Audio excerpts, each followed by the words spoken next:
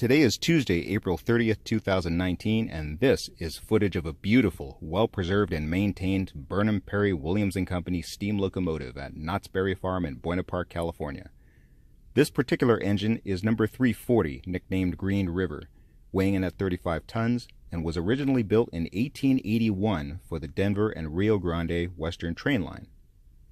119 years ago today, steam locomotive engine number 382, a Rogers 10-wheeler, was involved in a collision 1/2 mile north of the Vaughn train depot in Vaughn, Mississippi. The engineer at the controls of that train was a hero by the name of Jonathan Luther Jones, better known by his nickname Casey, derived from the town of Casey, Kentucky, near his childhood hometown.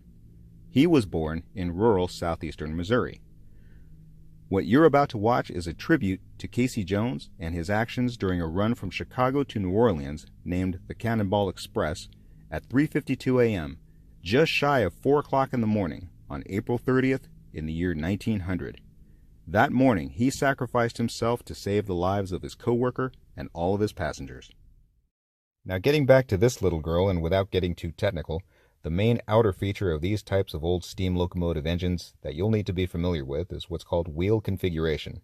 Engine number 340's wheel configuration is 280, 2 small wheels leading, followed by 8 37-inch drivers, the wheels that do the actual work, with no wheels trailing, 280. This is Traveltown Vintage Train Museum, located at the northern base of the Hollywood Hills in Griffith Park, California. And these are 57-inch drivers, 1 foot shy of the 69-inch drivers found on Cannonball number 382, which Casey affectionately called his old girl in high heel slippers. 126 tons of her. Unfortunately, the original 382 is long gone, sent to the scrapyard after multiple incidents of injuries and casualties stemming from constant maintenance problems after the Casey Jones incident. There are some faithful replicas in a few places in the United States, but for demonstration purposes, I'm staying in my own backyard. Now, the counterpart to the engineer was called the fireman. The fireman's job was to move water and burning fuels, usually wood, coal, oil, or some combination thereof, from the container or set of containers pulled just behind the engine, known as the tender, into the engine. The goal, of course, was to always have a full head of steam ready to go for anything at a moment's notice. Casey's fireman on the morning of the crash was a very capable man named Simeon Taylor Webb. Fireman Webb, or Sim as Casey called him, occupied the left side of the engine cab to feed the engine, while Engineer Jones occupied the right side of the engine cab to operate the controls. On the day of the crash, the Cannonball Express, designated as line number 1, was to saw past Vaughn, no stopping, no slowing. The western side track had some activity on it, but it was never a factor. The eastern side track, however, had a freight train stalled on it before a second freight train could be properly positioned with it. As a result, 4 cars were left dangling on the main track. Remember, this was just before 4 o'clock in the morning on a rural stretch of track that curved to the left, so it was dark to begin with, and Casey would not have known had it not been for Sim's vantage point on the left side of the engine cab. 300 feet was all they had to work with to stop a 126-ton engine and a complement of passenger cars traveling at 75 miles per hour.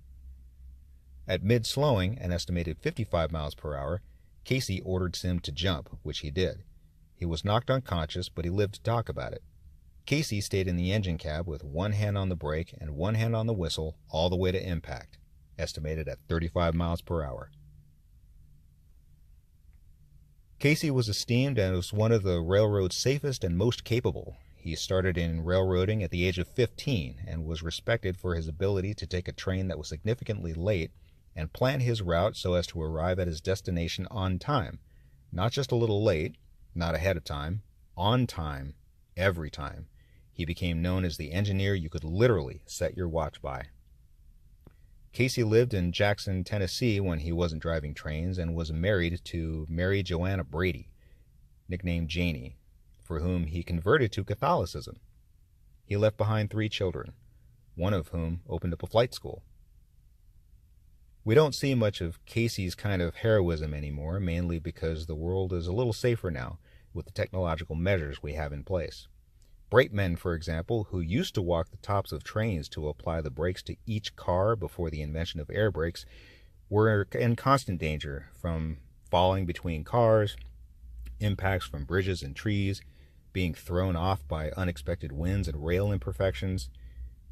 We seem to have it pretty easy these days, and it sets up a pretty good argument for taking time to hug your parents and grandparents, if you ask me. A big shout to Jerry Skinner, who does an amazing job of covering the actual crash site in Vaughn. There is a link in the description to his video, and I hope you check it out.